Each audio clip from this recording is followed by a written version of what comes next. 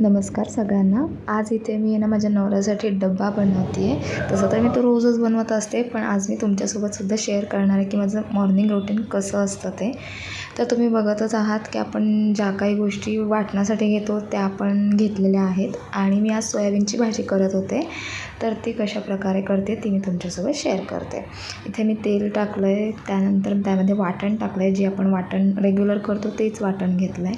त्यानंतर ते छान असं मिक्स करून त्यात थोडंसं पाणी ॲड केलं आहे, जे आपण वाटणातलं करतोच. त्यानंतर मी इथे काळं वाटण जे मी भिजवून ठेवलं होतं ते सुद्धा मी त्यामध्ये ॲड केलेलं आहे आणि आपले बेसिक्सचे जे मसाले असतात जे आपण घरामध्ये डेली वापरतो तेच मी इथे वापरलेले आहेत. नॉर्मल मसाला वेगळा असला तर मी घरकुल मसाला वापरते आणि चिकन मसाला थोडासा मी ग्रेव्हीच्या भाजीमध्ये तर टाकते, कारण त्याने टेस्ट जास्त छान येतं. इथे मी थोडंसं मीठसुद्धा ॲड केलेलं आहे, कारण की त्याने वाटण पटकन शिजेल त्यासाठी टाकलेलं आहे.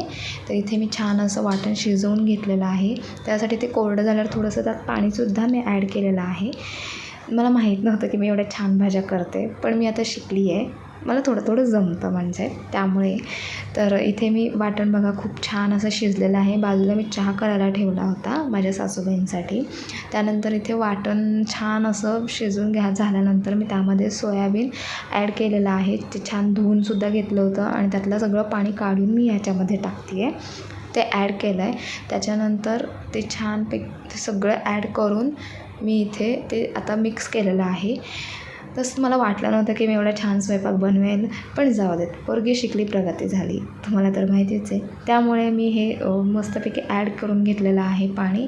आणि मीठ आपण आधी टाकलं होतं, त्यामुळे मी ते परत टाकताना थोडंसं विचार करूनच टाकलेलं आहे. तुम्ही चवीनुसार टाकू शकता.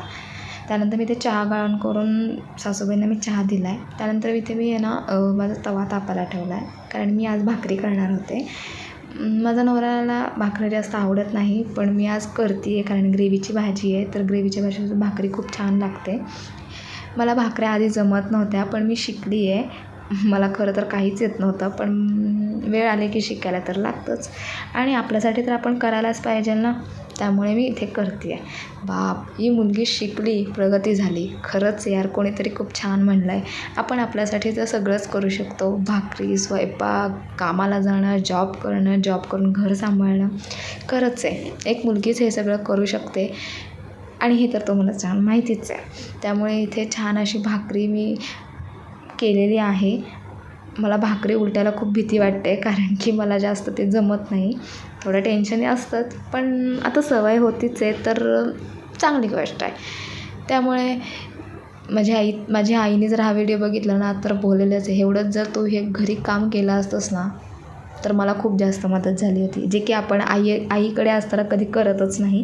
पण सासरी येऊन शिकतोच माणूस, असं काही नाही आहे. ज्याला गरज पडते तो शिकतोच. इथे मी माझ्या भाकऱ्या फुगतात, खरं तर छान फुगतात पण व्हिडिओ काढत असल्यामुळे कदाचित माझ्या भाकरीलासुद्धा समजलं असेल की ही व्हिडिओ काढते, तर हिच्या व्हिडिओमध्ये आज आपण नको फुगूयात, म्हणून ती नाही फुगलेली.